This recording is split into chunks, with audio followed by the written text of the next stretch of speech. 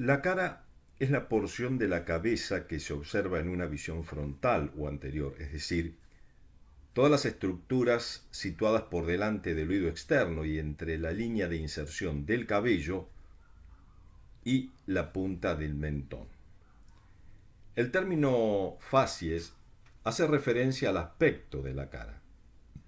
Algunas enfermedades se asocian a una facie típica, como por ejemplo las facies de máscara o inexpresiva de aquellos pacientes, por ejemplo, que tienen una enfermedad de Parkinson, un síndrome de Parkinson, que obedece a un trastorno de la función de los músculos faciales. Al nacer, la cara es pequeña si uno lo compara con el resto de la cabeza, porque los maxilares aún no están totalmente desarrollados, ni se han formado la mayoría de los senos paranasales de los huesos de la cara. A medida que estas estructuras se desarrollan durante la infancia, la cara se va elongando, las eminencias cigomáticas se hacen más prominentes y las mejillas pierden parte del tejido adiposo. La mejilla infantil tiene un aspecto redondeado como consecuencia del cuerpo adiposo bucal situado entre el músculo buccinador y los músculos superficiales de la cara. Estos cuerpos adiposos de las mejillas se hallan presentes también en el adulto, aunque son muchos menores que en los niños pequeños.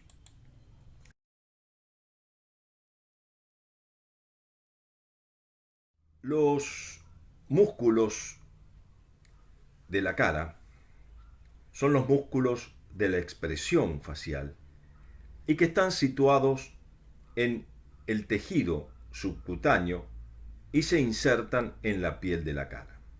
Estos músculos permiten mover la piel y cambiar nuestra expresión facial, transmitiendo los diferentes estados de ánimo. La mayoría de los músculos faciales se insertan en huesos o fascias y determinan diversos efectos según la tracción cutánea que se realiza. Estos músculos no mueven el esqueleto de la cara. Y desde ya, anticipando en cuanto a la acción de estos músculos, todos estos músculos faciales, todos los músculos de la mímica, están inervados por el séptimo par craneal.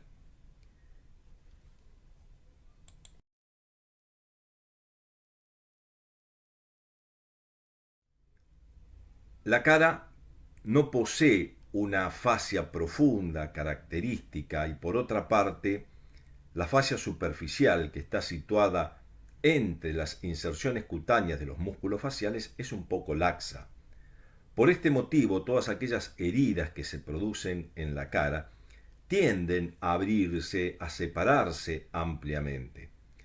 Para evitar a veces las cicatrices viciosas que se pueden dar, hay que, indudablemente, cuando se está frente a un estado de estos, tratar la piel con muchísimo cuidado y tratar de restablecerla con la mayor exactitud posible.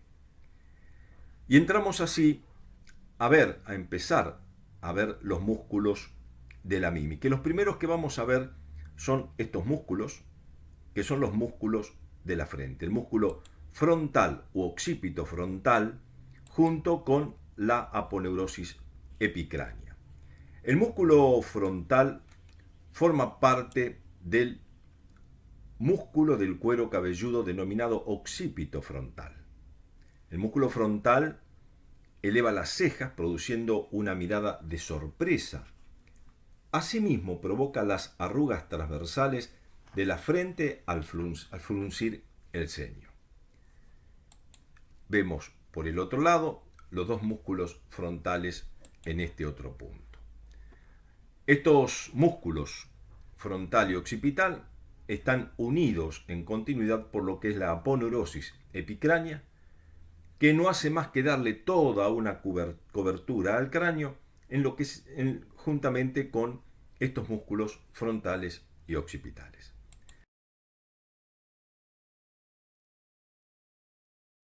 Músculos peribucales. Y existen varios músculos que alteran la morfología de la boca y de los labios, al cantar, al hablar, al gesticular. El esfínter de la boca, que se utiliza por ejemplo para silbar, es el músculo orbicular de la boca. Los músculos dilatadores se irradian fuera de los labios como los radios de una rueda. Cada uno de los músculos que se van a describir a continuación tiene muy poca importancia en general para la mayoría de los profesionales sanitarios. Vamos a mencionarlos brevemente y en realidad lo que importa es en el conjunto. Así tenemos uno de los primeros músculos, el elevador del labio superior y del ala de la nariz, que por arriba se inserta en el maxilar y se divide en una serie de tiras musculares que se insertan en el cartílago del ala de la nariz y del labio superior. Este músculo eleva ambas estructuras. Otro, el músculo depresor del ángulo de la boca, también se llama triangular, según otra nomenclatura. Deprime, como su propio nombre indica, el ángulo de la boca. Las fibras posteriores del músculo platisma contribuyen a este movimiento. El músculo elevador del ángulo de la boca, o también se puede denominar canino, se inserta por arriba en el borde infraorbitario y por abajo en el ángulo de la boca, elevándolo al mismo tiempo. Dos músculos, el músculo cigomático mayor y el cigomático menor. El cigomático mayor, que se extiende desde el hueso cigomático hasta el ángulo de la boca, tracciona superolateralmente del ángulo de la boca durante las expresiones de risa o sonrisa. Y el cigomático menor es una delgada tira muscular que se dirige oblicuamente desde lo que es el hueso cigomático hasta el músculo orbicular de la boca y ayuda a elevar el labio superior al mostrar contento o a deprimir el surco nasolabial al mostrar tristeza. Seguimos. El músculo elevador del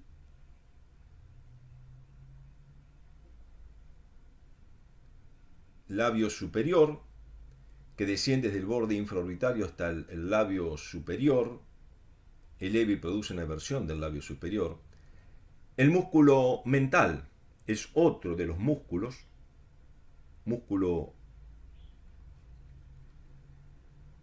decíamos, el músculo mental, también llamado borla del mentón, es un pequeño músculo que se inserta en la mandíbula y desciende para insertarse en la piel del mentón. Eleva la piel del mentón, como sucede cuando se expresa una duda. Otro músculo, que es el músculo depresor del labio inferior o también llamado cuadrado del mentón, se sitúa lateralmente al músculo mental y se inserta debajo de la mandíbula, uniéndose por arriba con el músculo del lado contrario y el músculo orbicular de la boca. Tracciona del labio en sentido inferior y discretamente lateral, como ocurre al mostrar impaciencia. El músculo orbicular de la boca, o de los labios también llamado, este músculo rodea la boca y representa el esfínter de la apertura bucal. Las fibras que componen este músculo están situadas en los labios superior e inferior, proceden de los músculos buccinadores y de otros músculos faciales. Se dividen en dos músculos, por decirlo de alguna manera, el semiorbicular superior y el semiorbicular inferior. Y este músculo orbicular, configurado de esta manera, cierra los labios, como sucede por ejemplo al silbar o aspirar, hace que protruyan y los comprime contra los dientes. Interviene de una manera decisiva en lo que es la articulación de la lengua y la masticación. Cuando se contrae junto con el músculo buccinador, ayuda a mantener los alimentos entre los dientes durante el acto de la masticación. El otro músculo que tenemos que considerar es el músculo buccinador.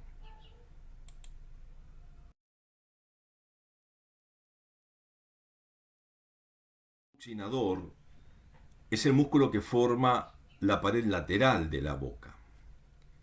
Este músculo rectangular, plano, fino, se inserta lateralmente en la apófisis alveolar del maxilar y de la mandíbula, enfrente de los dientes molares. Medialmente, sus fibras se entremezclan con las del músculo orbicular de la boca.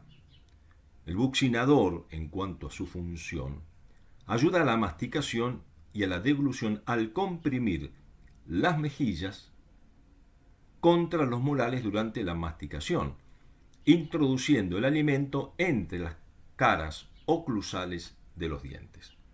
También se utiliza para silbar, para aspirar, al empujar las mejillas contra los dientes. Este músculo buccinador recibe este nombre porque comprime las mejillas al soplar, como por ejemplo cuando sucede cuando un músico toca un instrumento de viento como es la trompeta.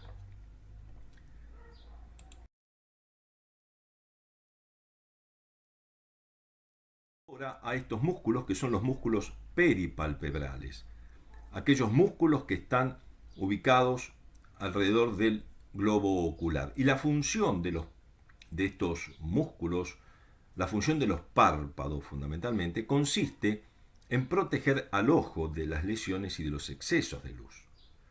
Los párpados mantienen además la córnea humedecida. El músculo que vamos a ver es el músculo orbicular del ojo. Este músculo es el esfínter ocular. Sus fibras se extienden en círculos concéntricos, rodeando el borde de la órbita y los párpados. La contracción de estas fibras reduce la apertura orbitaria ocular y estimula el flujo de las lágrimas, contribuyendo así a vaciar el saco lagrimal. El músculo orbicular del ojo se compone de 3 porciones. Una primera porción, que es la porción orbitaria, que es una porción gruesa que cierra los ojos, protegiendo de los deslumbramientos de luz y del polvo ambiental. La segunda es una porción palpebral, es fina, que cierra discretamente los párpados para evitar la sequedad de la córnea. Y la tercera es una porción lacrimal que tracciona de los párpados y de los puntos lacrimales en dirección medial.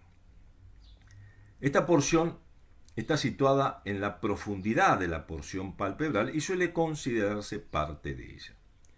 La porción lacrimal contribuye a dispersar las lágrimas al mantener los párpados próximos al globo ocular. Cuando se contraen las 3 porciones del músculo orbicular de los ojos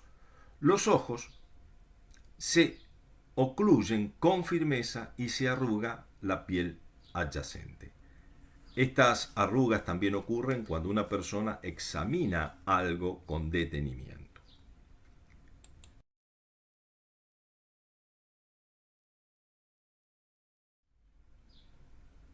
Vamos ahora a los músculos que rodean al tercer gran orificio, que es la nariz, y estamos hablando de los músculos perinasales. El músculo nasal es el principal músculo de la nariz y se compone de una primera porción transversa que comprime el orificio nasal y otra porción alar que lo dilata. El compresor del orificio nasal, que a veces también se lo llama piramidal, se origina en la porción superior de la cresta canina del maxilar, por encima de los dientes incisivos, y se dirige superomedialmente hasta el dorso de la nariz. Esta porción comprime la apertura nasal anterior, ventana nasal. El otro, el dilatador del orificio nasal, o también se lo conoce como mirtiforme, se origina en el maxilar, por encima de la porción compresora y se inserta en los cartílagos alares de la nariz. Ensancha la apertura nasal anterior y tracciona del orificio nasal hacia abajo, como ocurre en los estados de temor y angustia. Tiene importancia a veces conocer estos músculos. En general, la mayoría de los músculos de la mímica no son músculos que se puedan, digamos, discernir desde el punto de vista clínico, pero sí en conjunto tienen importancia fundamental. En el caso de estos músculos nasales, si bien son insignificantes las acciones que tienen, sin embargo, a veces en la clínica médica se observa el efecto de este músculo porque puede llegar a tener una importancia diagnóstica. Así, por ejemplo, las personas que realmente respiran por la nariz pueden dilatar claramente los orificios nasales. Sin embargo, aquellos con el hábito de respiración bucal, es decir, aquellos que respiran con la boca, provocan, por ejemplo, por una obstrucción de la nariz en forma crónica, presentan una disminución o incluso a veces hasta una incapacidad para dilatar los orificios nasales, y eso se puede llegar a ver precisamente en esa primera consulta. Otro de los músculos que también se hace mención y que estos músculos se pueden apreciar o adquieren importancia desde lo que es la cirugía estética es el músculo prócer, que es una pequeña tira muscular que se continúa con el músculo occipito frontal.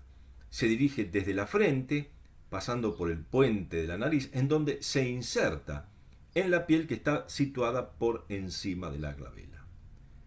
El músculo prócer tracciona hacia abajo de la porción inferior de la ceja, causando arrugas transversales sobre el puente de la nariz. Esta acción reduce probablemente el deslumbramiento frente a una luz solar intensa. También, otra de las funciones es que se contrae para fruncir el ceño. Y en esta imagen lo que estamos viendo es la acción del músculo prócer, es decir, cuando el músculo prócer se contrae, produce este efecto, que a veces puede ser más o a veces puede ser menos, dependiendo de cada paciente. Y vamos a la siguiente.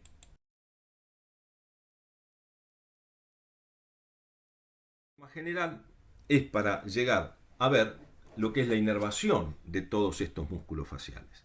Y todos los músculos de la mímica, esto es crucial y es realmente muy muy importante saberlo, están inervados por el séptimo par craneal, que es el nervio facial.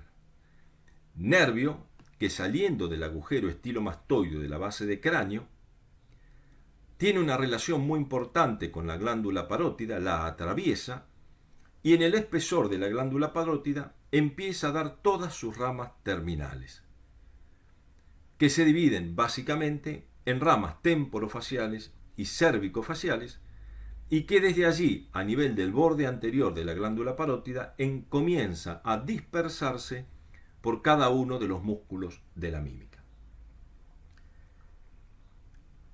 Cuando se lesiona este nervio,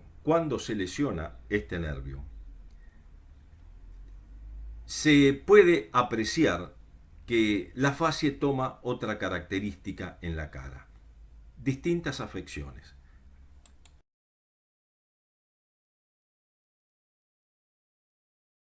Cuando se produce una paresia de un nervio, la paresia es una debilidad,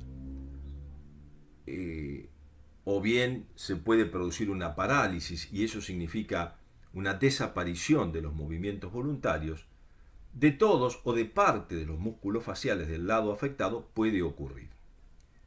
La parálisis, es decir, la desaparición de los movimientos voluntarios del nervio facial, de causa desconocida, se lo conoce en la práctica médica como parálisis de Bell, porque puede ocurrir generalmente ante exposiciones importantes al frío.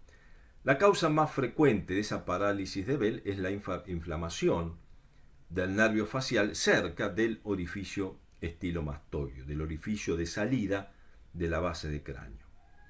Esta inflamación determina a nivel del tronco nervioso una serie de alteraciones fisiológicas, edemas, tumefacción del nervio, por ejemplo, porque comprimen las fibras nerviosas a su salida en el agujero estilomastoideo.